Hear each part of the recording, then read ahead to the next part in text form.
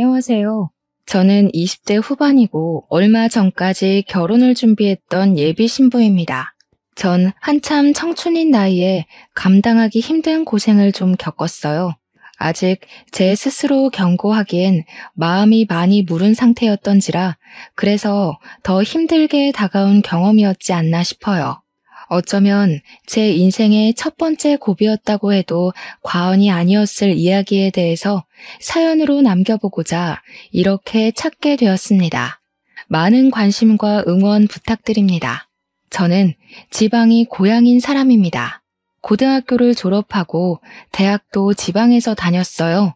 학교 친구들과 놀다 보면 한 번씩 서울 가서 놀자는 말이 꼭 나오곤 하는데요. 고등학교 때까지는 미성년자라서 부모님 허락이 떨어지지 않아 서울을 가본 적이 없었는데 대학을 다니면서부터는 비교도 안 되게 자유로워졌거든요. 그래서 대학 졸업을 앞둔 방학 때 친구들과 서울 여행을 계획했었어요. 저는 울산 옆 동네에 살고 있었는데 서울 떠나기 하루 전날 친구들과 울산에 모여서 울산 구경 좀 하다가 다음날 새벽에 KTX를 탈 생각이었습니다. 운전면허를 소지하고 있던 친구가 있어서 차도 렌트했어요. 그렇게 들뜬 마음으로 울산 나들이를 시작했던 저희는 불행하게도 사고를 당하고 말았습니다. 울산 길이 어려워서 이리저리 헤맸는데 울산도로 한복판에서 사고가 나버린 겁니다. 저희가 사고를 낸 건 아니었고 어떤 차량으로 인해 다중 추돌 사고가 발생했어요.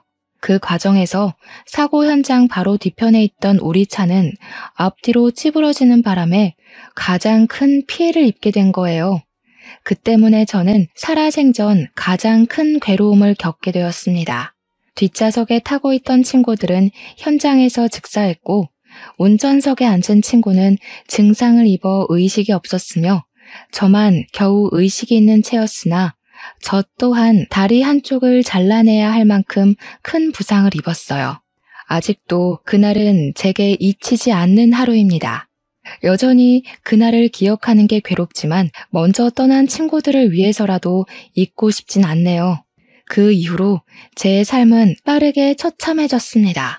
앞으로 살아갈 날이 더 많던 저는 학교 졸업도 외면했을 만큼 세상과 단절하고 싶었어요. 이제 제 인생은 끝났다고 절망했었죠. 부모님은 그런 저를 지켜보며 안타까워했고 제가 기운 차릴 수 있도록 뭐든지 해주려고 했습니다. 그러나 저는 이미 죽지 못해 사는 심정이었기 때문에 부모님이 저를 생각해준 마음을 신경 쓸 여력이 없었어요. 오로지 저의 장애만, 저의 막막한 인생만 걱정하느라 앞이 캄캄하기만 했어요. 그럼에도 부모님은 제게 재활을 하길 매번 설득을 했는데요.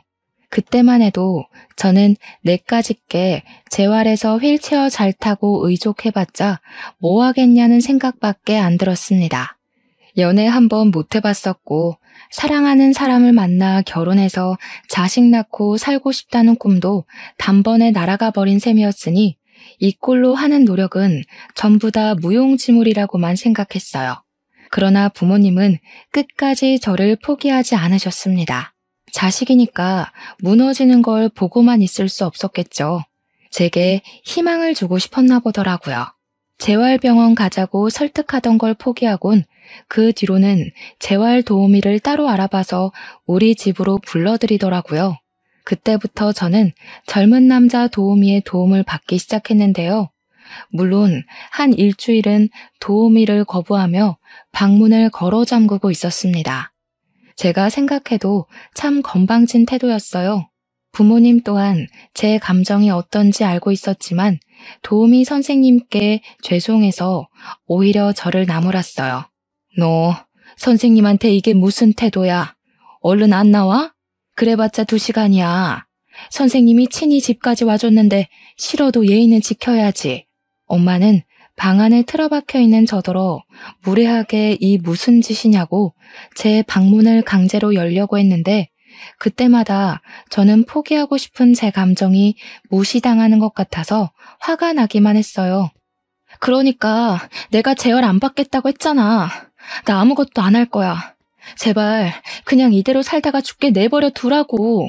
저랑 부모님은 매번 이런 식의 대화와 무게로만 대화를 했습니다.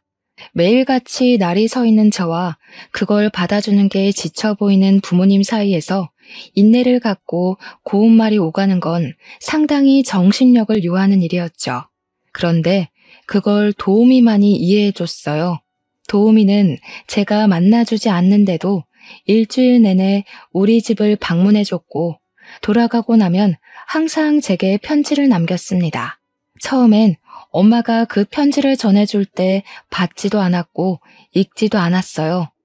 엄마가 알아서 처리하라고 하는 말에 편지는 제 책상에만 쌓여갔습니다. 그런데도 그걸 버리지는 못하겠더라고요.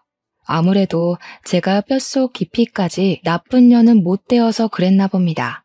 어쨌든 사람들과 연락도 끊고 미래에 대한 희망도 없이 죽을 날만 손꼽아 기다리는 삶을 살았는데요. 언제부터인가 편지가 자꾸 시선에 거슬리더라고요. 그래서 책상 위에 있는 걸 아무거나 주워서 읽어본 적이 있어요. 그 편지 안에는 주로 도우미의 가정 환경과 인생에 대한 내용들이었습니다. 그땐 내 인생보다 힘든 사람은 없다고 생각하던 때라서 남의 인생사 따위 궁금하지도 않았고 위로해줄 마음도 없었어요. 제가 어디 누구를 위로할 만한 처지인가요? 그래서 읽지 않으려고 했으나 하필 제 눈에 걸린 한 사연 때문에 그동안 밀어놨던 편지를 전부 읽었습니다. 그건 바로 장애를 가진 동생이 있다는 사연 때문이었어요. 도우미한테 여동생이 하나 있는데 그 여동생이 저처럼 교통사고를 당해서 휠체어를 타고 다닌다고 하더군요. 도우미 여동생은 2다리를 잃었다고 했어요. 여동생 나이는 저보다 어렸는데 그 대목이 저를 많이 돌아보게 해주었습니다. 도우미 선생님은 동생 때문에 재활 도우미가 되었다고 했는데 그 사실이 제가 가지고 있던 경계심을 풀어주었고 도우미 선생님한테 동질감까지 느끼도록 했어요. 그렇게 마음의 문을 열고 도우미와 처음 마주한 건 딱 일주일이 지난 후였습니다. 그때부터 저는 재활을 시작했고 도우미의 다정하고 자존감 높여주는 가르침 덕분에 세상을 바라보는 부정적인 관점이 차츰 변해갔어요.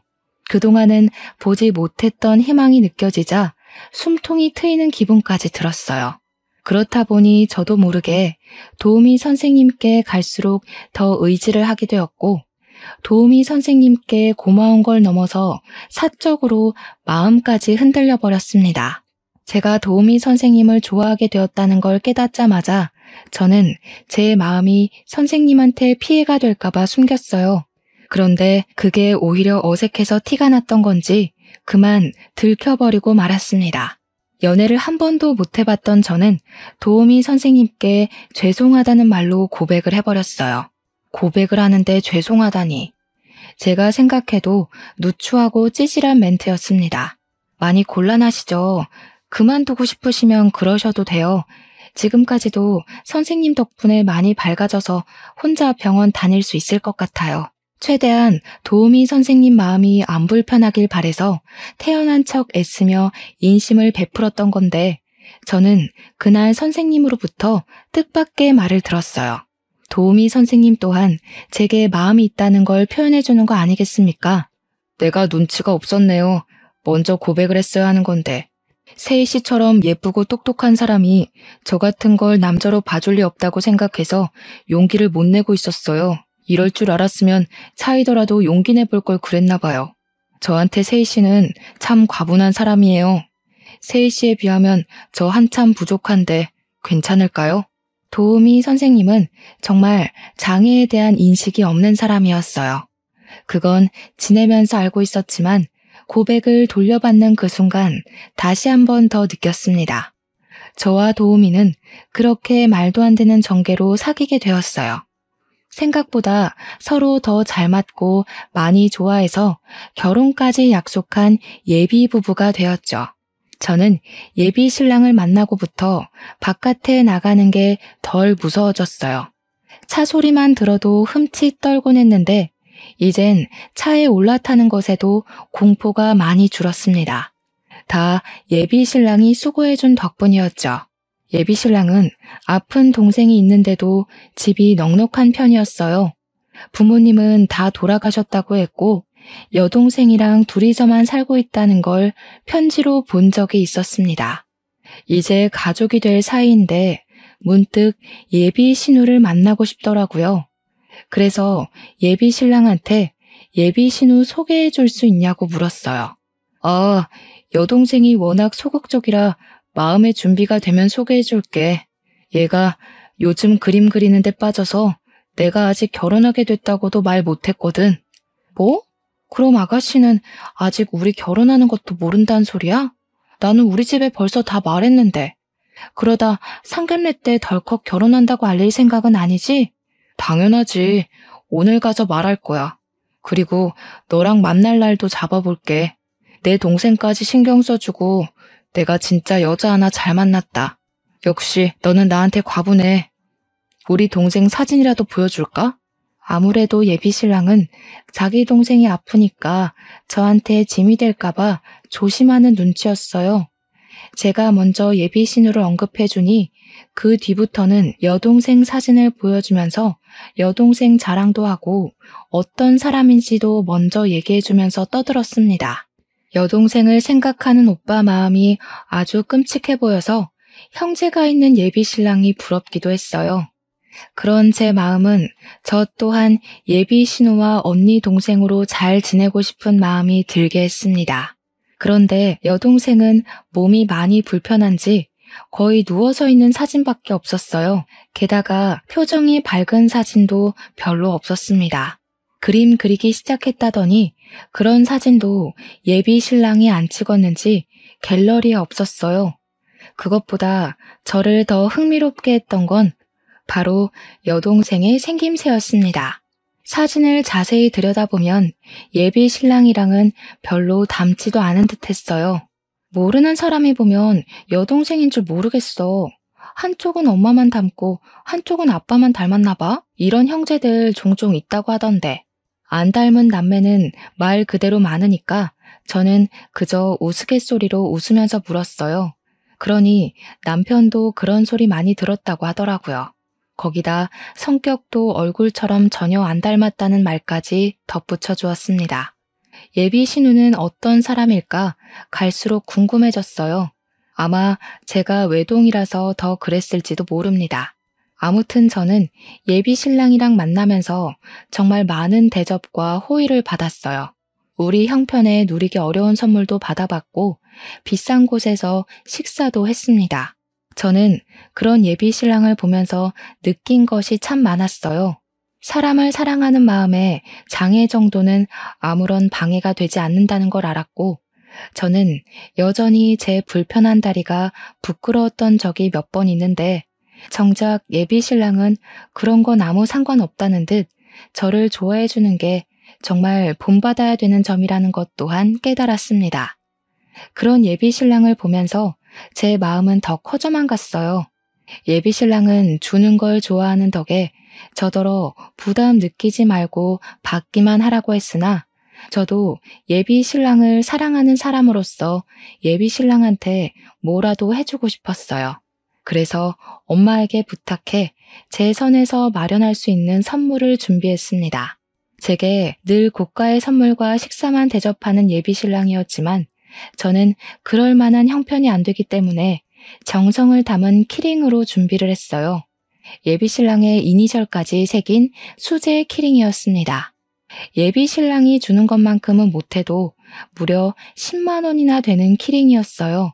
그걸 준비한 날 저는 예비 신랑이 근무 중인 재활병원을 찾아갔습니다. 저는 예비 신랑과 결혼을 약속한 후부터 저 혼자 힘으로 예비 신랑이 있는 병원까지 가서 재활을 받기 시작했어요. 예비 신랑이 데리러 오겠다고 했는데 제가 제 힘으로 가고 싶다고 해서 예비 신랑이 기특하게 봐줬습니다. 그래서 선물을 준비한 그날에도 어김없이 혼자 택시를 이용하고 사람들의 도움을 받아 병원에 갔죠. 갔더니 예비 신랑이 자리에 없길래 직원들에게 어디 갔냐고 물어봤어요. 직원들은 저와 예비 신랑의 관계를 알고 있어서 예비 신랑이 잠시 전화하러 비상구로 갔다고 바로 알려주었어요. 재활실에서 기다려도 되긴 한데 비상구에 있는 겸 둘만 있는 곳에서 선물을 주고 싶은 마음에 저는 휠체어를 끌고 비상구로 향했습니다. 비상구는 문이 열려 있었어요. 바로 1층에는 사람이 없었고 좀 위층에서 예비 신랑의 목소리가 들려왔습니다. 결혼하기 전에 주애 먼저 처리해야지. 엄마도 주애 챙기는 거 귀찮을 거 아니야. 그러니까 아빠가 애초에 한 방에 보냈으면 귀찮게 돈 안 들었을 거잖아. 무조건 나 결혼하기 전에는 정리되어 있어야 해. 안 그럼 동시에 처리해야 되는데 너무 들킬 위험이 크다고. 저는 그 자리에서 차마 기척을 내지 못했어요. 감히 제가 끼어들면 안 될 것 같은 분위기의 대화라고 생각했거든요. 그리고 또 통화 내용에서 제가 알면 안 될 것 같은 부분도 있었어요. 예비 신랑이 언급했던 주애라는 이름은 남편이 여동생이라 칭했던 이름이란 건 알겠는데 예비 신랑이 엄마라고 말했던 건 이해가 안 되더라고요. 엄마라뇨. 예비 신랑에겐 엄마가 없는걸요. 게다가 결혼하기 전에 뭘 처리해야 한다는 건지 도통 알 수 없는 통화 내용뿐이었습니다. 결국 저는 예비 신랑을 기다리지 못하고 조용히 후진을 했어요. 그리고 재활실에서 얌전히 예비 신랑을 기다렸습니다. 예비 신랑을 기다리는 내내 비상구에서 엿들었던 통화 내용만 생각하고 있었어요.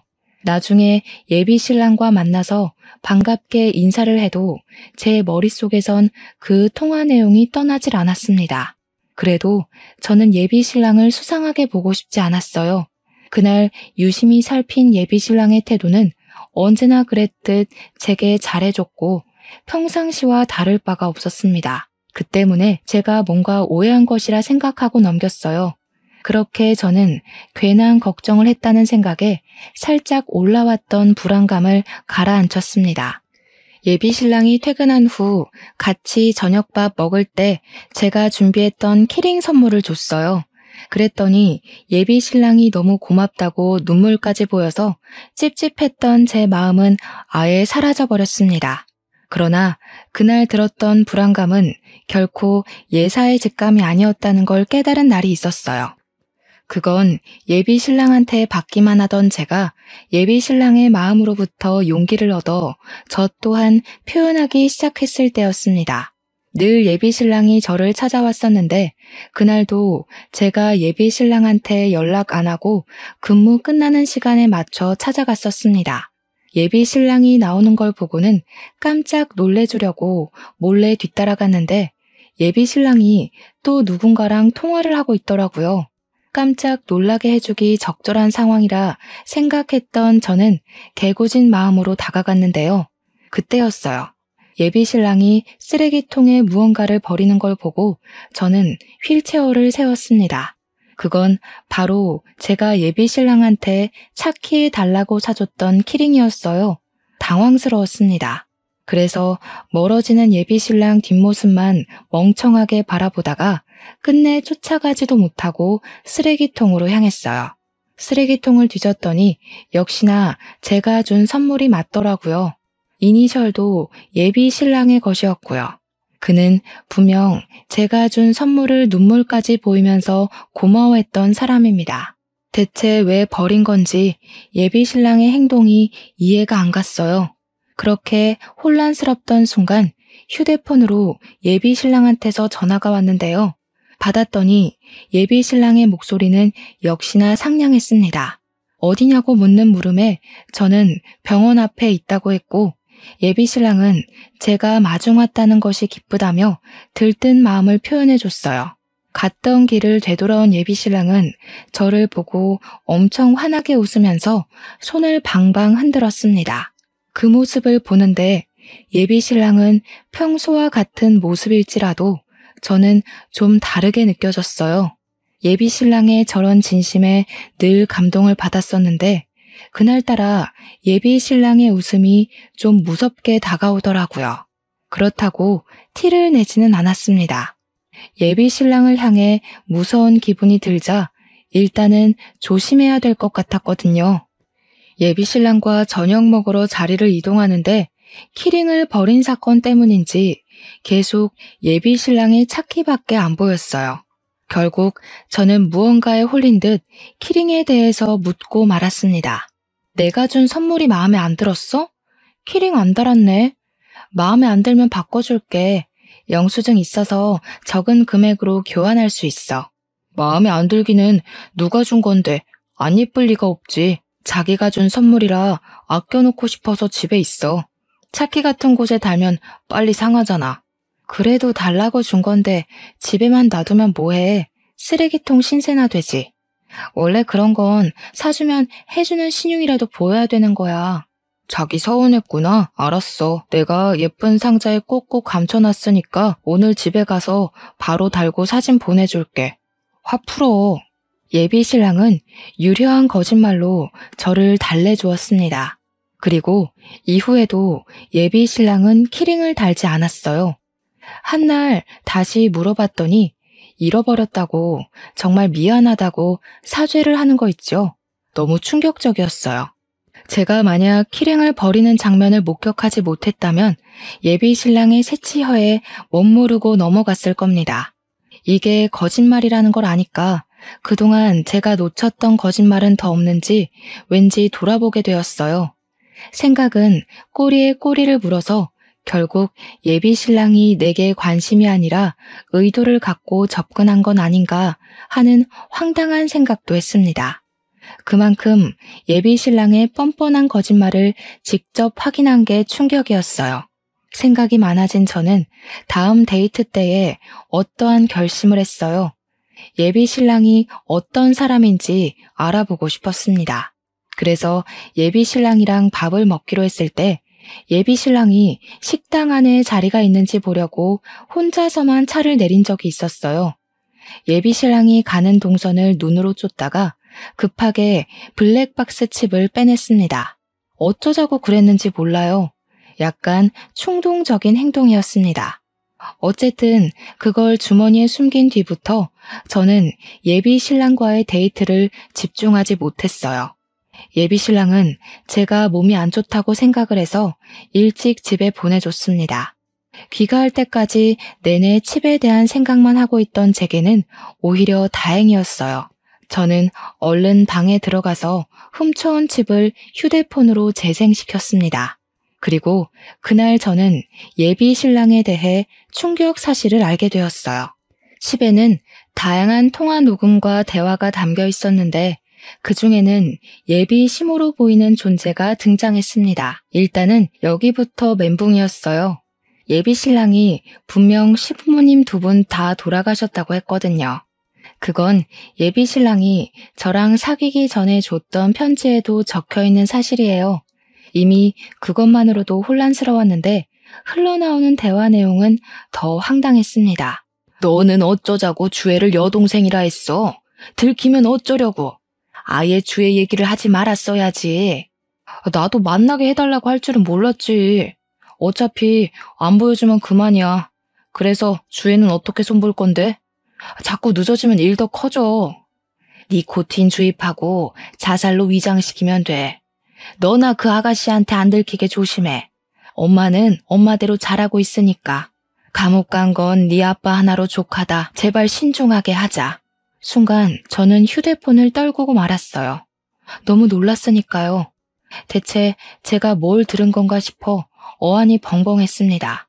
블랙박스 내용은 참 길었는데 그걸로 예비 신랑이 어떤 사람인지 정체를 파악하기가 충분했어요. 게다가 없는 줄 알았던 예비 시모의 존재까지. 둘이서 무엇을 하려고 하는 건지 그 내용을 다 알아버렸습니다. 일단 예비 시모로 보이는 아줌마는 예비 신랑의 엄마가 맞는 것 같았어요. 그런데 이것보다 더 놀라운 사실은 예비 신랑이 제게 여동생이라 말했던 그 여자의 존재였어요. 알고 보니 그 여자는 여동생이 아니라 예비 신랑과 사실혼 관계인 아내더라고요. 지난날 예비 신랑이 보여줬던 사진을 보면서 남매가 안 닮아도 너무 안 닮았다고 생각하긴 했거든요. 아무튼 칩에서는 보험금 얘기도 중간중간 계속 나왔는데 그것이 품고 있는 의문 또한 블랙박스 녹음 내용만으로 충분히 파악할 수 있었습니다. 예비신랑은 혼인신고를 안 한 아내를 일부러 사고 내서 사망보험금을 타려고 한 것이었어요. 그런데 사고가 어중간하게 나는 바람에 실패를 한 듯했고 그 아내는 반신불수가 되어 제가 사진으로 봤던 것처럼 거의 누워서 생활 중인 것 같았습니다. 이뿐만이 아니었어요. 예비신랑이 말하는 사고 내용이 제게 가장 큰 충격을 안겨주었는데요. 알고 보니까 예비시부가 예비신랑의 철을 태우고 일부러 교통사고를 냈더라고요. 그 과정에서 본의 아니게 다중추돌이 발생해 사람들이 대거 다치고 죽었다는 걸 예비신랑과 예비시모가 아무렇지 않게 대화로 주고받고 있었습니다. 그 사건 때문에 예비시부는 감옥에 간 걸로 보였어요. 여기서 제가 충격을 받을 수밖에 없었던 건 예비시부 때문에 발생했다던 그 사건 때문이었습니다. 그 사고는 제 다리를 불구로 만들어버린 사고였어요. 제가 다리 한쪽을 잃고 사랑하는 제 친구들까지 잃게 된 공포의 그날 말이에요. 심지어 예비신랑은 제가 무슨 사고 때문에 이런 장애를 얻게 되었는지 알고 있습니다.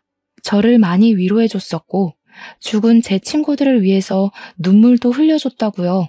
그런데 그런 짓을 꾸민 사람이 예비신랑이고 그의 가족이 한 짓이라니. 그 끔찍한 일이 예비시댁 때문에 일어난 일이라는 걸 알아버린 저는 순식간에 두려움에 휩싸였어요. 그때부터 거의 반 미쳐서 울기 시작했고 무슨 정신으로 녹화 내용을 들었는지 모르겠습니다. 듣자 하니 예비시모는 겨우 살아난 예비신랑의 아내를 관리하느라 숨어 지내는 것 같았어요. 그리고 예비신랑은 돈이 필요해서 또 다른 사망보험금 해줄 여자를 찾는 것 같았습니다. 그게 바로 저였어요. 이제 제 차례였던 겁니다. 예비신랑은 다리 불편한 제가 다른 일반인보다 자살로 위장시키기 쉬운 존재라고 생각하고 도우미를 자원했을 거예요. 뒤늦게 생각해보니 예비신랑이 제게 끔찍하게 잘해주고 사랑해줬던 태도가 아주 잘 이해되었습니다. 저한테 의도를 갖고 있었기 때문에 잘해줬던 거였어요. 그리고 또 예비신랑이 저보고 혼인신고는 1년 뒤에 하자고 했었거든요. 그게 마치 나를 위한 것처럼 자기를 1년간 지켜보고 내 남편이 될 자격이 충분하다고 보이면 그때 혼인신고를 허락해달라고 하길래 정말 그런 마음인 줄로만 알았습니다. 그런데 그게 아니라 이혼 이력 안 남기고 사망보험금 타려는 수작이었던 거예요. 생각한 것 이상으로 너무 기가 막혔고 화가 났고 그런 놈이 좋다고 해벌쭉했던 제 스스로가 수치스러웠습니다. 절대 용서하지 않겠다고 마음을 먹었어요. 여기서 제가 과거처럼 무너지고 좌절만 한다면 예비시댁에 잡혀있을 예비신랑의 아내가 위험한 상태였어요. 제 친구들을 죽이고 제 인생을 2번이나 짓밟은 그들로부터 잡혀있는 아가씨를 꼭 구해주고 싶었습니다. 그래서 당시에 못 갚아줬던 저의 분노까지 톡톡히 보여주고 싶었어요. 저는 예비신랑의 아내를 직접 만날 기회를 찾기 위해서 또 한 번 연기를 해야 했습니다. 평소처럼 아무렇지 않은 척 예비신랑과 데이트를 해야 했는데 솔직히 예비신랑 얼굴을 볼 때마다 블랙박스에서 들었던 악마의 목소리가 겹쳐 보여서 너무 힘들었어요. 그래서 예비신랑을 어떻게 잘 유도해서 예비신랑 혼자만 차 밖으로 보낼 수 있었고 찾아온 기회를 결코 놓치지 않았습니다. 저는 내비게이션을 검색해 주소 기록을 뒤져서 예비시댁으로 보이는 주소를 찾았어요. 그리고 예비신랑과 만나지 않는 날 저는 예비시댁을 가보기로 결심했어요. 그간 연습만 했지 실전으로 의족을 착용해 본 적 없던 제가 그걸 하고서 택시를 탔습니다. 그런데 제가 택시를 내리자마자 어떤 아줌마가 저를 잡아당기더니 황급히 택시에 올라탔어요. 기사님 하는데 목소리가 익숙해서 돌아봤더니 얼굴 한 번 본 적 없는 예비 시모라는 게 촉이 왔어요. 만약 맞다면 고맙게도 집에 없다는 뜻이니 저는 얼른 예비 시댁으로 걸음을 옮겼습니다. 어렵게 찾은 집 앞에 서서 미치게 뛰는 심장을 진정시킨 뒤 초인종을 눌렀어요. 몇 번을 눌렀는데도 아무도 안 나와서 내가 너무 막무가내로 찾아왔나 잠깐 후회를 했습니다. 그때였어요. 뒤늦게 열린 문 안으로 젊은 여자가 휠체어를 타고서 저를 어리둥절하게 보고 있었어요. 저는 느낌으로 그 사람이 예비 신랑의 아내라고 생각했습니다. 사진으로 봤던 이목구비가 보이는 것 같기도 했어요. 조심스레 물어봤더니 아니나 다를까 제 촉이 딱 들어맞더라고요. 무슨 일인지 모르겠지만 빨리 말씀하셔야 되세요. 여기 현관문 감시 센서가 있어서 이미 그 아줌마한테 알림 갔을 거예요. 제가 외출한 줄 알고 다시 돌아올지도 몰라요. 예비 신랑의 아내가 섬뜩한 소리를 하길래 저까지 마음이 조급해졌습니다. 그래서 저는 인사도 생략하고서 제가 알고 있는 예비 신랑의 실체를 줄줄 읊었어요. 그리곤 단도직입적으로 예비 신랑이 뭐 하는 놈인지 물어봤죠. 그러자 예비 신랑의 아내가 말해주길 블랙박스 칩 얘기는 전부 사실이 맞다고 합니다. 예비 신랑이 저를 사망보험금 타려고 이용하려는 것도 맞다고 했어요. 그러면서 하는 말이 자기도 그렇게 이용되다가 사고를 당했다는데 죽지 않고 살아나는 바람에 이렇게 잡혀버렸다고 말해주었습니다. 어쩌다가 그놈이랑 인연이 된 건지 모르겠지만 절대 결혼하시면 안 돼요. 저는 고아라서 제가 이렇게 됐다고 슬퍼해줄 가족이 없지만 그쪽은 가족이 있을 거 아니에요. 그놈이랑 이대로 가봤자 그쪽 목숨 잃는 길밖에 없어요. 그럼 남은 가족들이 얼마나 고통스럽겠어요. 예비 신랑의 아내는 말 그대로 고아라서 누가 찾아와 주지도 않는다고 했어요. 그래서 굳이 도망칠 이유가 없다네요. 이미 불구가 된 몸이고 이 상태로는 도망을 쳐도 잡혀서 두들겨 맞는 확률이 더 높다고 포기한 상태랍니다. 그러면서 저를 예비 신랑으로부터 도망치게 하려고 해주는 말이 더 있었는데요. 예비 시댁에 이 말도 안 되는 횡포가 한두 번이 아니라는 겁니다. 예비 신랑의 아내가 첫 번째가 아니래요. 그녀도 이 집에 잡혀 들어와 알게 된 사실인데 예비 시댁은 상습적으로 사망보험금을 노리면서 살아온 파렴치한 놈들이라고 하더라고요. 얼마나 많은 여자들이 있었는지는 잘 모르겠어요. 근데 확실한 건 그 전에 여자들이 있긴 있었고 그 여자들 전부 이 집 사람들 때문에 죽었다는 거예요. 전부 자살로 위장을 한 것 같더라고요. 못된 사람들이 운도 참 좋지. 거만이랑 보험회사를 무사히 통과해왔나 보더라고요. 그러니까 예비시댁의 자산이 많은 이유는 대대로 물려받은 유산도 아니었고 자수성가도 아니었어요. 무고한 사람들의 목숨을 이용해 고액의 사망보험금을 받아왔기 때문이었죠. 소름이 끼쳐서 그렇잖아도 버티고 서 있던 게 힘들던 저는 중심 잡기가 더 어려워졌습니다. 그동안 제가 누군가의 목숨값을 받고 좋아했다는 것이 무척이나 괴롭고 끔찍했어요. 그래서 더 그들을 용서할 수가 없었습니다. 제가 다리를 잃었던 그날의 사고에서 제 친구들뿐만 아니라 몇몇의 희생자가 더 속출했었어요. 그렇다면 도대체 예비시댁에서 사람을 몇 명이나 죽인 셈인 겁니까? 이 괴물 같은 사람들을 전부 깜빵에 쳐놓고 싶었던 저는 예비 신랑의 아내한테 같이 신고하자 도움을 청했어요. 그러자 그녀는 잠깐 침묵을 유지하는 것 같더니 고개를 절레절레 젓더라고요. 저는 이미 틀린 몸이에요. 그냥 이렇게 살다가 죽는 게 편해요. 괜히 나가면 돈 들고 갈 데 없고 여기 있으나 밖에 나가나 지옥인 건 똑같은데 굳이 몸 아파가면서 나갈 필요 없잖아요. 그 사람들이 어떤 놈인지 제일 잘 알면서 어떻게 그런 소리를 해요. 주혜 씨라고 했죠. 주혜 씨 처지도 너무 안타깝지만 죽은 사람들을 생각해봐요. 주혜 씨가 두 손 놓고 눈 감아주면 죽은 사람들은 계속 억울할 거라고요. 그 개자식들은 또 보험금 받고 배부르게 살 텐데 주혜 씨를 그렇게 만든 사람들이 잘 먹고 잘 살았으면 좋겠어요? 그녀와 초면인데도 너무 마음이 조급했던지라 그만 그녀를 타박하고 말았어요. 그래도 그녀가 제 말을 외면하진 않더라고요. 그녀도 사실은 이미 불구가 된 몸이라 이대로 살다 가고 싶은 게 아니라 애초에 가족도 없는 혼자라서 감히 예비 시댁을 상대할 용기가 없었던 것 같습니다. 안 그래도 그 사람들이 그쪽 해치려고 계획 중인 것 같다고요. 앞으로 살 날이 얼마나 많은데 왜 벌써 포기해요? 위자료 받고 잘 살 생각을 해야지. 죽상을 해야 되는 건 우리가 아니라 그놈들이에요. 이런 피해 안 생기게 막을 사람은 주혜 씨랑 저밖에 없어요. 우리 말고 누가 이 일에 대해서 알겠어요. 한때 마찬가지로 희망을 잃었던 제가 누군가에게 이렇게 희망과 용기를 주게 될지는 몰랐습니다. 다행히 제 말에 예비 신랑의 아내는 용기를 얻었어요.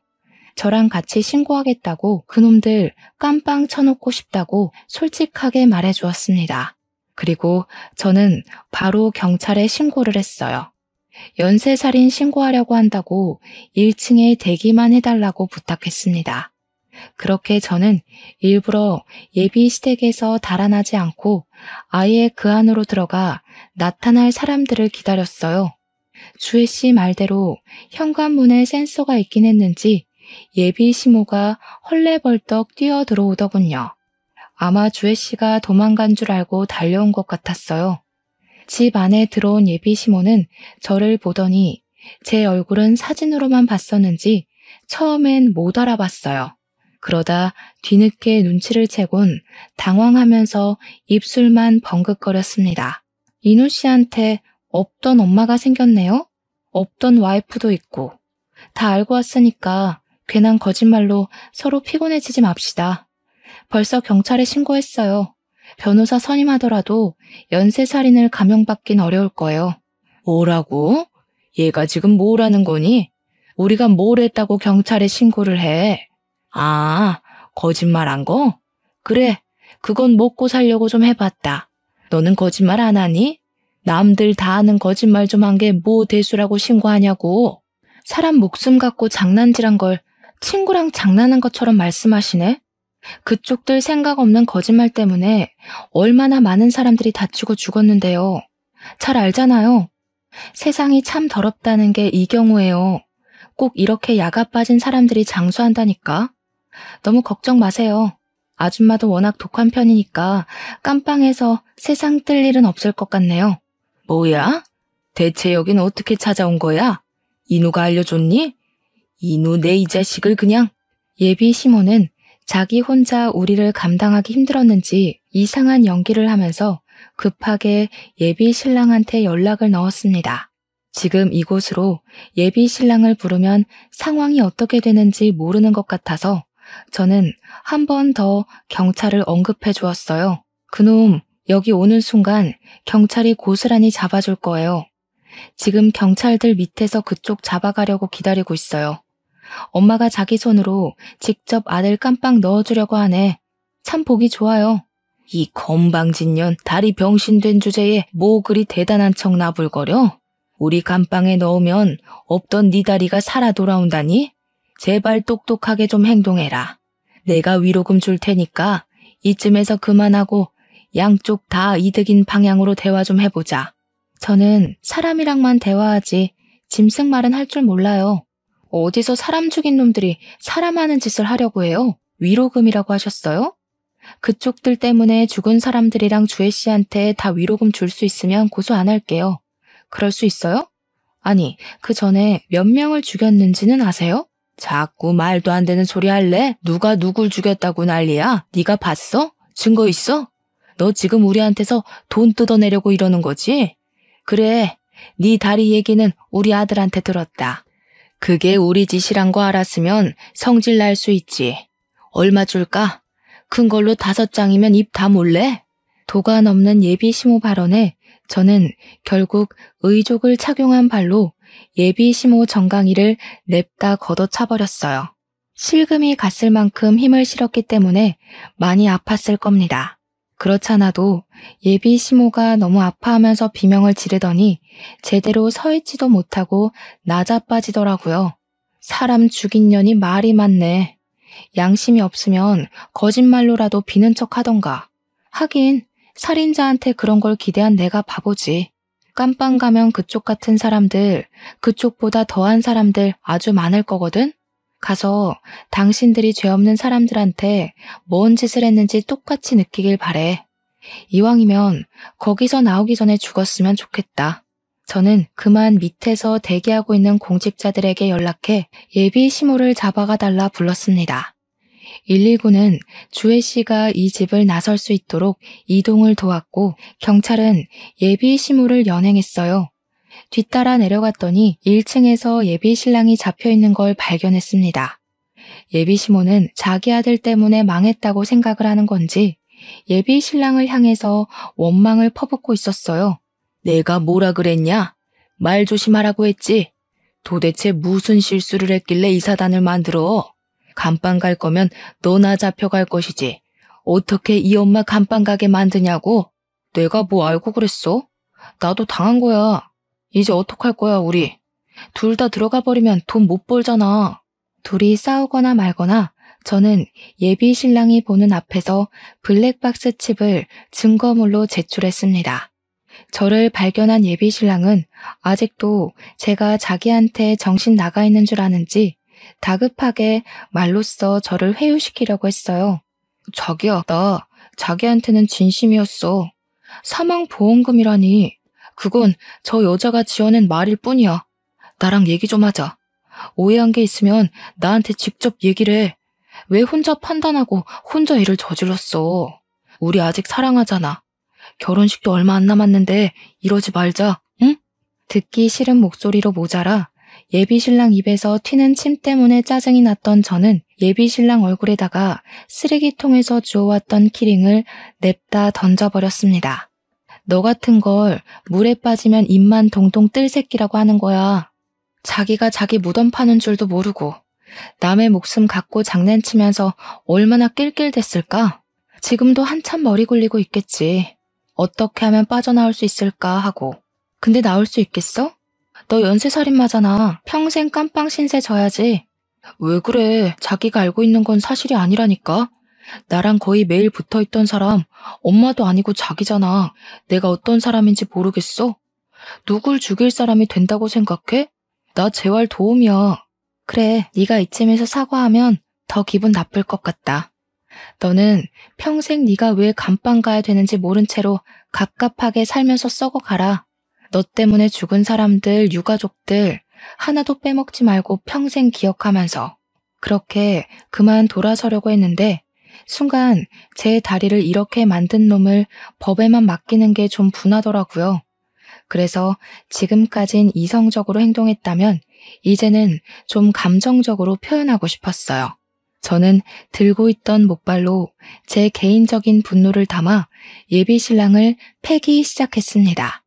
그 과정에서 또 한 번 지난날의 상처들 때문에 눈물이 나서 울어버렸어요. 그래도 경찰들이 뒤늦게 저를 말려주는 덕에 선을 지킨 폭력만 행사할 수 있었습니다. 예비 신랑과 예비 시모 모두 그렇게 구속되었어요. 과거에 저지른 범죄까지 조사가 들어가서 연쇄살인죄, 사기죄, 보험사기죄 등 죄명 높은 죄는 다 싹쓸이 되어 형량이 굉장히 많이 나왔습니다. 예비 신랑의 경우 무기징역을 받았고 예비 시모의 경우 형량 10년 이상으로 판결이 났다고 들었어요.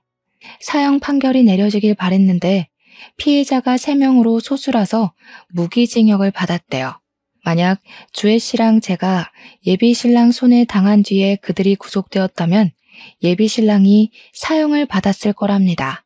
어쨌든 지금 돌아봐도 참 무시무시한 경험이었어요. 어쩌면 저는 사고가 났던 그 순간부터 예비 신랑 집안과 연인이 생겨버린 것일 수도 있겠네요. 정말 끔찍합니다. 그래도 그들 덕분에 마냥 나약하기만 했던 제 자아는 좀 단단해졌어요. 제 꿈이었던 결혼은 더 이상 제게 꿈이 아니게 되었고 결혼 못한다고 인생이 망했다고도 생각하지 않습니다. 앞으로 저를 위해 하고 싶은 것이 무엇인지 진중하게 고민해 보려고요. 참, 그리고 주에도 제 추천을 통해서 병원에 입원을 했어요. 제대로 치료받기 시작했는데 같은 재활병원을 등록하면서 저랑 친구로 잘 지내고 있습니다. 예비 신랑이 주애가 저보다 어리다고 얘기를 했었는데 알고 보니 저랑 동갑이더라고요. 그 썩을 놈의 여파를 잠깐 또 경험을 한 것이 얼마나 찜찜하던지. 어쨌든 저는 친한 친구를 사고로 잃는 바람에 친구가 없었고 다리를 잃어서 새 친구를 사귈 기회도 없었는데 주애랑 이렇게 친구가 되어서 이것 또한 좋은 인연이라고 보고 있어요. 서로 같은 아픔을 갖고 있으니 더 좋은 친구로 지낼 수 있지 않을까 싶습니다. 부모님도 주애 사정을 알고는 저보다 더 주애를 챙겨주고 있어요. 먹고 싶은 거 사주고 예쁜 액세서리나 옷도 제 것을 선물해 줄 때 주애도 꼭 같이 챙겨줬죠. 당연히 생일 선물뿐만 아니라 명절까지도 주애를 우리 식구처럼 대우해 줬습니다. 한때 다리 불편한 것 때문에 부모님께 불효막심한 태도를 많이 보였는데 저랑 주애 챙겨주시는 두 분을 보니 과거의 제 행동이 정말 어리석었다는 걸 느끼고 있어요. 앞으로는 부모님 속 안 썩이고 효도하면서 살 겁니다. 저는 제 사연이 참 섬뜩하다고 생각하는데 다들 어떻게 들으셨는지 모르겠어요. 부디 여러분들의 인생에는 좋은 사람들만 가득했으면 좋겠습니다. 이만 인사드릴게요. 제 사연 들어주셔서 감사합니다.